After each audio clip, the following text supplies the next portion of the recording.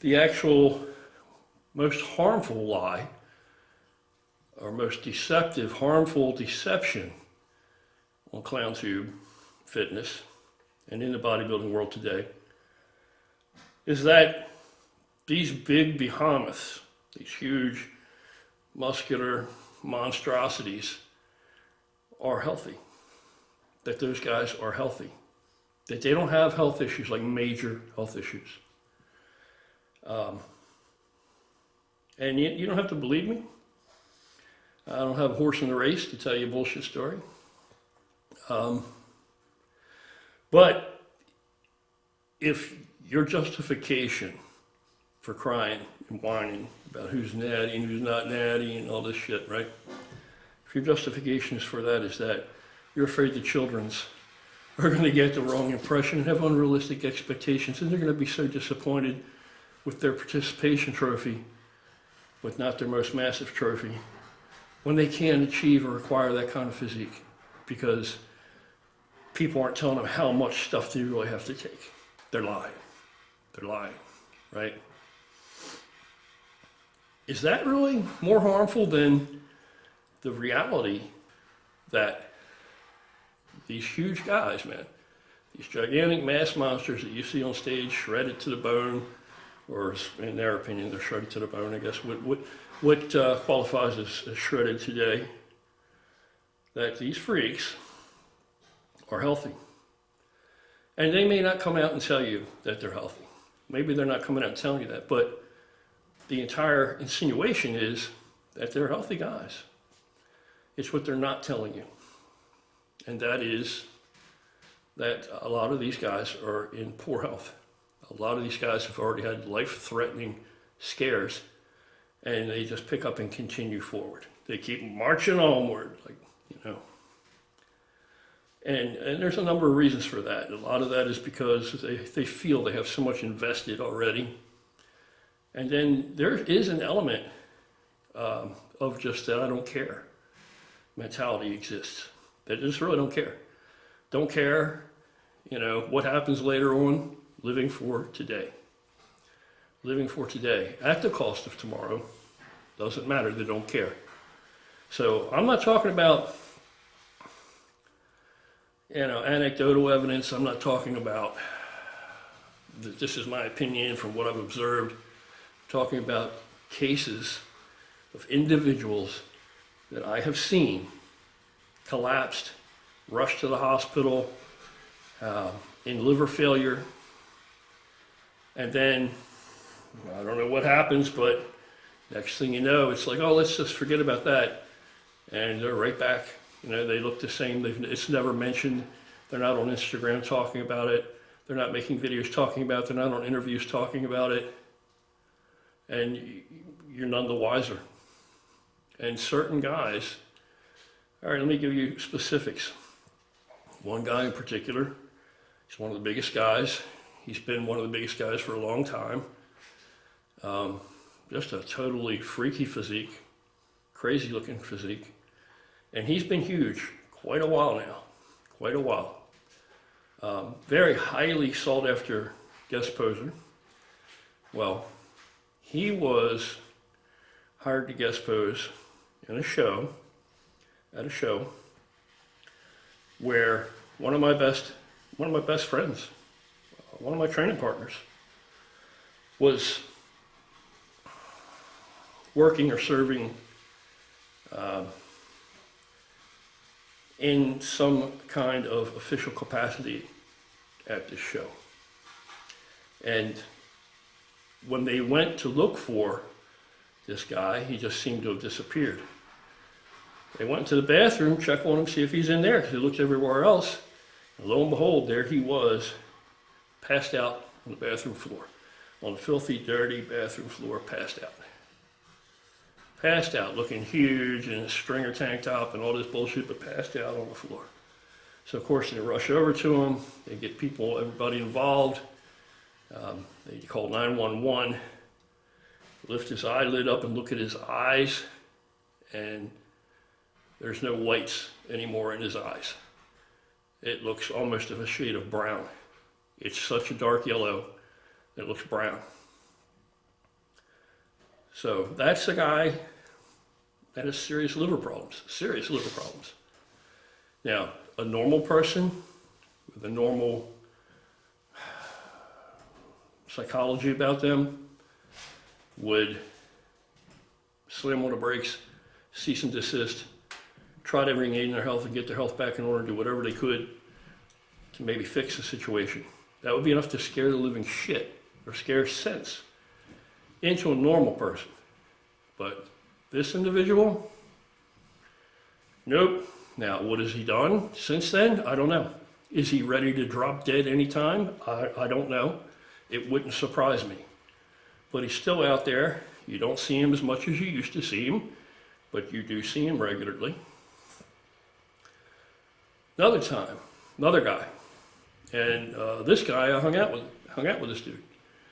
And he was one of the bigger pro bodybuilders. So was the first guy. And when I saw him last, and this time I'm referencing here, he weighed, I know he weighed this because he got on a scale. I asked him, so what are you weighing, man? You look enormous. You look bigger than ever. He said, I don't know, let's go see. And he walked over and got on a scale, and he was 282, 281. And he was very, very lean and conditioned. He looked like that he's going to win the next show that he enters. The next pro show, he's going to fucking flip everything on its ear.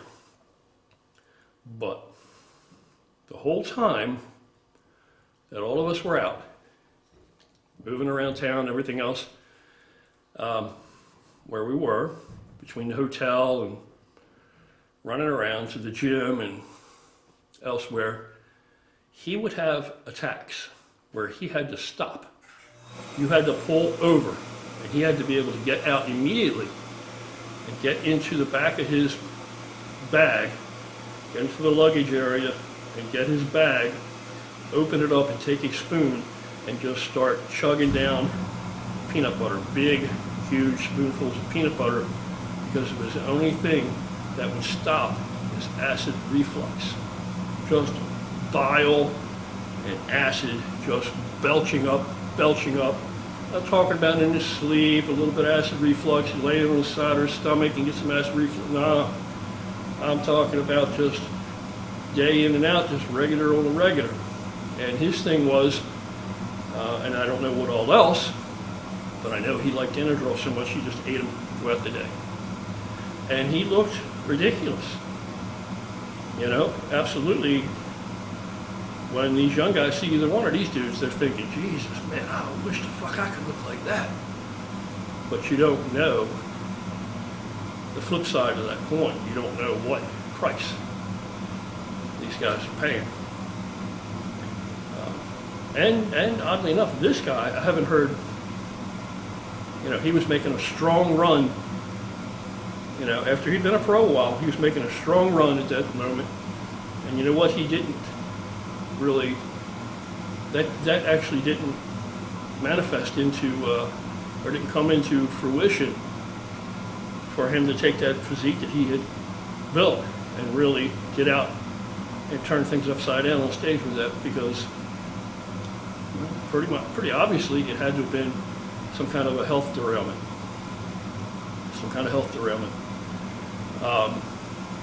Deaths, I don't even know where to begin. Another guy who was a local legend almost. And this guy, he had small man's complex. He wasn't super tall. He wasn't real short. He wasn't super tall. He would wear these huge, well, he had already had health issues. So he was no longer able to do whatever he had to do, whatever it took for him to be as big as he had previously been, right? Younger guy though. This is a younger guy. This is no guy from my generation. And he was still trying to hang on to everything he could, so he still kept coming up near that line where he knew his health was at stake, bad things were happening, but he was still pushing it because he couldn't come outside and face the fucking world in life without that muscle, without being that guy. And so what he did was, he would tell everybody thought he was like in the 240s or 250. And I saw him in the gym, which he seldom ever did at that point. But he actually took his sweat jacket off because it was hell hot in there. And he would always wear like multiple hoodies and sweatsuits and a couple different pairs of pants and all this shit just to displace the muscle they didn't have anymore. You know, so everybody's saying, oh, he's in 240 or 250, isn't he? And he was actually, if he weighed 200 pounds, that was heavy. That was heavy. Because at the time I was, I don't know, 260 and looked like a flea on a dog's ass next to me. But it was all just a huge illusion, a big deception.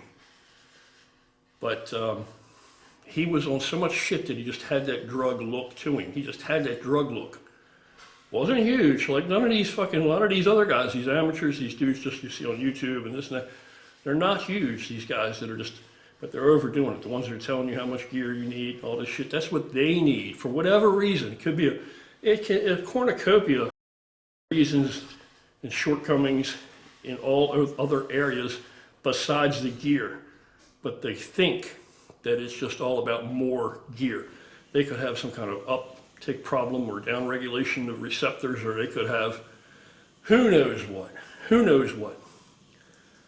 They could be having any kind of hormonal issues, the reason that they're not able to make use of the gear they're taking. But they, rather than look at it pragmatically and intellectually and get tested, really, they'll say they do this. So, oh, well, I check my health. No, they don't.